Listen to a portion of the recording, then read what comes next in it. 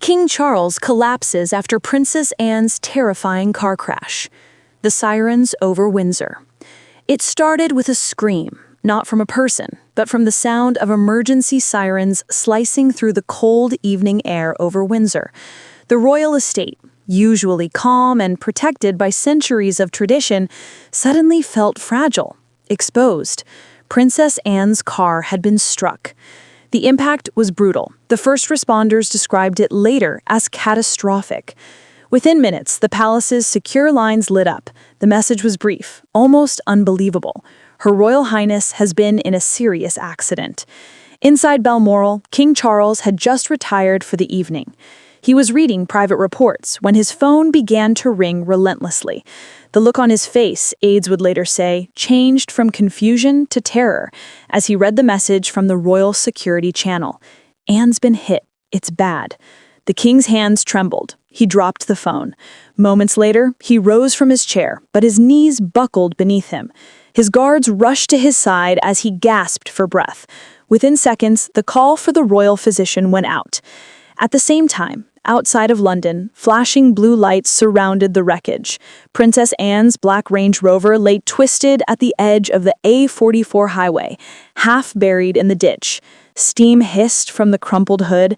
Her driver was unconscious. Witnesses said they heard the screech of tires, then a deafening crash. The princess had been returning from a private charity visit. No escort, just a single security vehicle behind her. That car, too, was hit. Both vehicles spun out in opposite directions. Paramedics arrived to find Anne trapped inside, her seatbelt jammed, glass shattered across her face. She was barely conscious, but still trying to speak, asking about her driver, her escort, and then about her brother, the king. One of the medics, shaken to his core, recalled how she tried to lift her hand, but couldn't. Her voice broke as she whispered, "Tell Charles I'm sorry."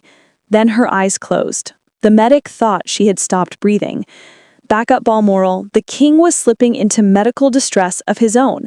His blood pressure had plummeted. Witnesses said his complexion turned ghostly pale. He was clutching his chest, struggling to speak, muttering Anne's name over and over again. The royal doctor ordered an immediate medical team to stabilize him. Every second felt heavier, longer, crueler. Palace staff were ordered to maintain silence, but panic spread like wildfire through the halls. In London, the Queen Consort, Camilla, was pacing the floor of Clarence House. When the private line rang, her hand froze midair. "It's Anne," the voice said. "There's been a crash. The king's condition is unstable." Camilla felt the blood drain from her face. She sank into a chair, shaking. Aides described her as completely frozen, unable to process what she'd just heard. "The king has collapsed," she repeated, her voice cracking. "Where is he now?" The ambulance carrying Princess Anne sped through the night, escorted by police motorcycles that cut through the darkness like blades of light. The roads were cleared. Helicopters followed from above. Doctors in the trauma center were already preparing the emergency room. Every few minutes, the paramedic radioed in updates. No pulse detected, attempting CPR. Then silence. Then, "We've got a pulse, but it's weak." The world outside had no idea yet. Back at Balmoral, the king's condition deteriorated. His breathing grew shallow, his pulse faint. The medical team moved him to his private chamber and fitted an oxygen mask. Advisors urged immediate hospitalization, but royal protocol delayed it. They wanted confirmation about Anne before making any statement or any move. The room filled with a suffocating silence. No one dared speak the thought forming in every mind. What if both the king and his sister didn't survive the night? As news began leaking through unofficial channels, reporters scrambled to verify. Rumors rippled across social media. Princess Anne in critical condition. King Charles collapses after hearing the news. Palace on lockdown. Millions were glued to their screens, watching and waiting, hearts pounding as each new update surfaced. Inside the ambulance, Princess Anne's hand twitched. A faint pulse returned. The medic whispered to her, "Stay with us, ma'am, please." Her lips moved, but no sound came out. Only one tear rolled down her cheek before her eyes closed again. The monitor's beeping slowed, each tone stretching longer, weaker, quieter. Back in Balmoral, The king stirred. His eyes opened briefly. He breathed, "Anne." But then his vision faded, his hand slipping off the side of the bed. The royal physician looked up, horrified. The king had gone unresponsive. And in that single, chilling moment, 2 lives, bound by blood and destiny, hung between life and death. The corridors of Balmoral had never been this silent. Every clock ticked louder than footsteps. Every creak in the wooden floor echoed like thunder. Outside, the Scottish night howled against the windows, as if nature itself sensed something was breaking inside those walls. King Charles lay motionless on his bed, surrounded by trembling attendants. His face was pale, his chest rising in shallow, irregular breaths. The royal physician pressed 2 fingers to the king's wrist, whispered to the nurse, and shook his head. "Call for the helicopter," he ordered under his breath. "We're moving him now." But before the nurse could reach the phone, the palace intercom buzzed again. Another call from London. "Princess Anne has coded twice," came the panicked voice. "We're losing her." The room froze.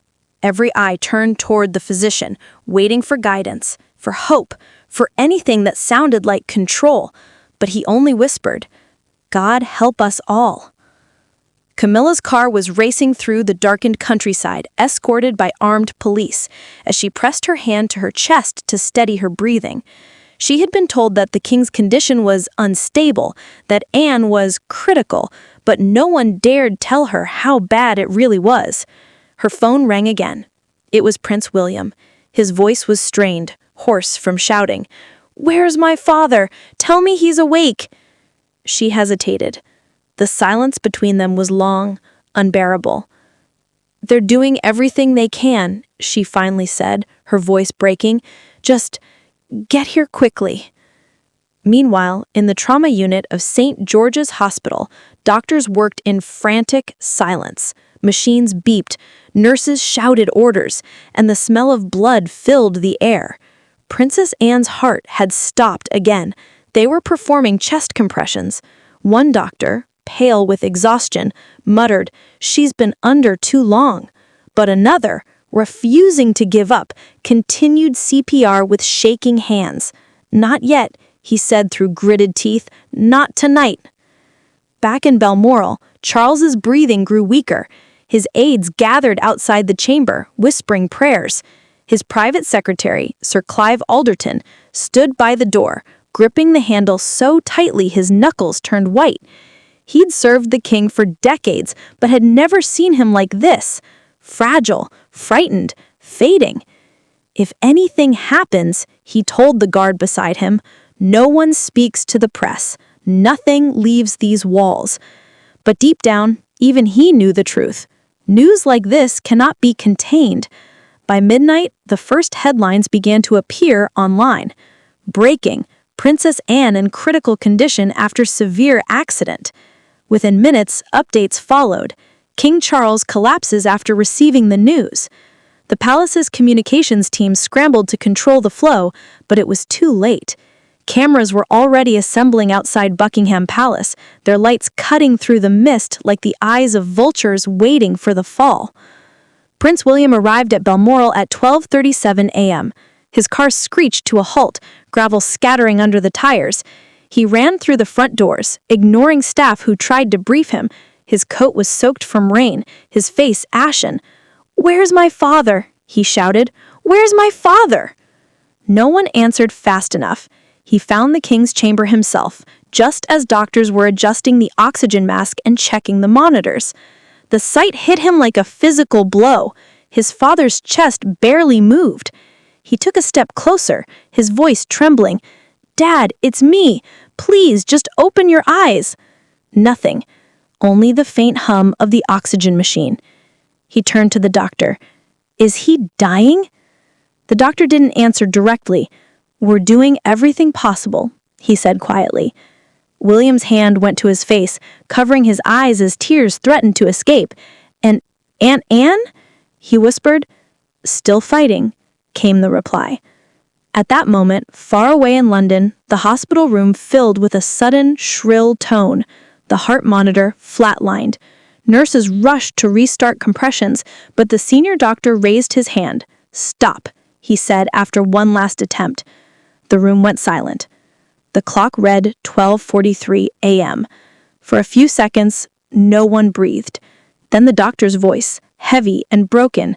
"Time of cardiac arrest, 12:43. But then, just as a nurse reached to cover Anne's face, a flicker on the monitor. A faint, irregular heartbeat. Gasps filled the room. "She's back," the medic cried. "We have a pulse." They scrambled to stabilize her again. It wasn't much, but it was life. A fragile, wavering thread holding her between worlds.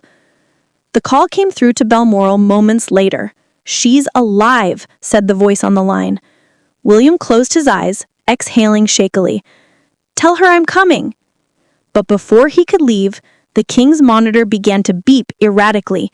Nurses shouted. The physician leaned over Charles, pressing his hand to his chest. "Stay with us, Your Majesty," he urged. His lips moved faintly, barely forming words. "Anne, don't let her go." Then his eyes rolled back, his body convulsed once, and he went completely still. The room exploded into chaos. Outside Balmoral, the night deepened, and somewhere in that vast silence, Britain itself seemed to hold its breath.